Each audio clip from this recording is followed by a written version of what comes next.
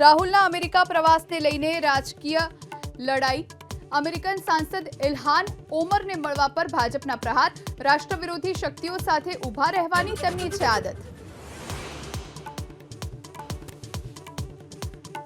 કાનપુરમાં train પલટી મારવાના કાવતરાની તપાસ ચાલુ। એનઆઈએ શંકાસ્પદ આરોપી શાહરૂખને ઝડપી લીધો। ઘટના સ્થળથી 200 મીટર દૂર સીસીટીવીમાં 2 શંકાસ્પદ જોવા મળ્યા।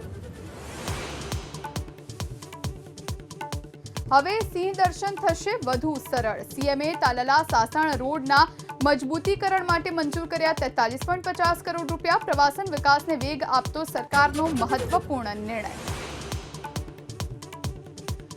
સુરતના સૈયદપુરામાં ગણપતિ પંડાલ પર પથ્થરમારા મામલે વધુ 3 આરોપીઓની ધરપકડ। કતારગામ દરવાજા ખાતે સળગાવી હતી ગાડીઓ। હજુ પણ 2 આરોપી પોલીસ પકડથી દૂર।